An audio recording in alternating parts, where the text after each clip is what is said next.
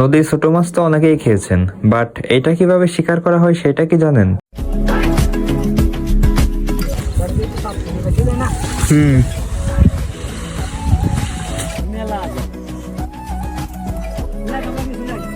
এই ভিডিওর মাধ্যমে ছোট মাছ শিকার করা এবং জেলেদের জীবন দেখাতে চলেছি। তো চলুন শুরু করা যাক।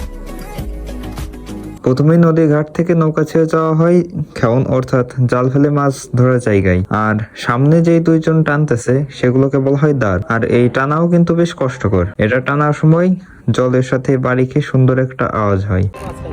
অঙ্কুশ মাঝখানে ভাই।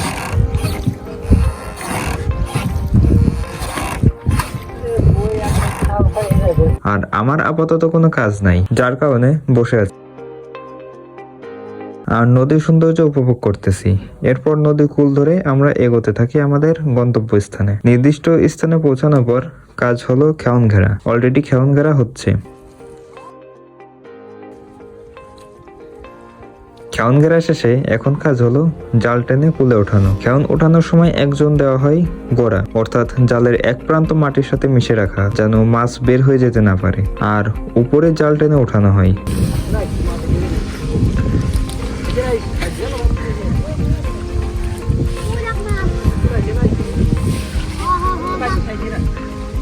এভাবে পর্যায়ক্রমে জাল উঠানো শেষে মাছ ঝেড়ে এক জায়গায় নেওয়া হয়। আর কতগুলো মাছ বেঁধেছে তা তো দেখতেই পাচ্ছেন।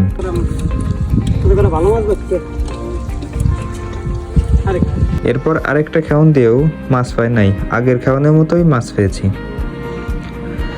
দুই খেওন দেওয়ার পর মাছ হয় জাস্ট এইগুলো। আমাদের আগে থেকে প্ল্যান থাকে দুইটা খেওন দেওয়ার, বাট মাছ না বাঁধার কারণে খেওন দিই 5টা। একটু আগাই যাচ্ছি আর একটা খেওন দিচ্ছি। এক একটা খেওন দিতে এখন তেমন একটা কষ্ট হয় না, কারণ এখনো জল কমে নাই, যার কারণে অল্প জাল দিয়েই খেওন দেওয়া হয়।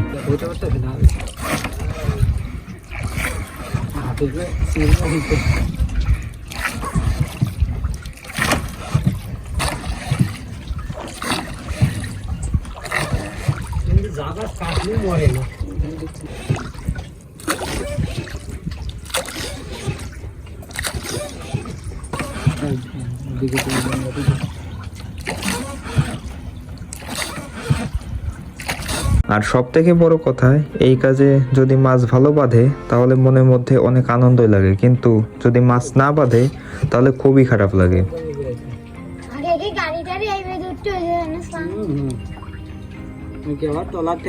এখন আগে যাচ্ছি আরেকটা খেওন দেওয়ার জন্য।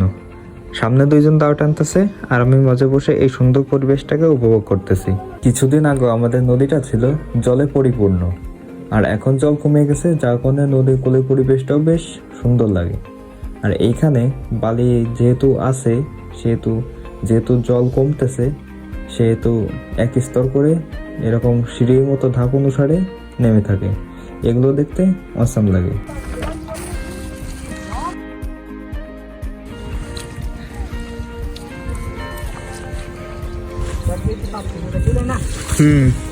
আর এইদিকে আমরা দুইজন জাল ঠেকিয়ে দাঁড়ায় আছি। এটা বেশ ইন্টারেস্টিং একটা অভিজ্ঞতা।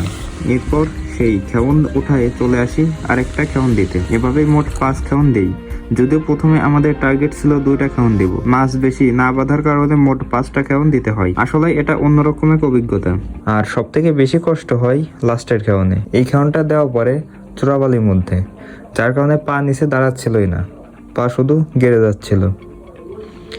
আর জাল টানতেও খুব কষ্ট হয়েছে এই চূড়াবালির কারণে। এরপর খুব কষ্টে জাল টেনে ওঠায়, তারপর নৌকা উপর জাল উঠায় চলে আসি আমাদের ঘাটের দিকে।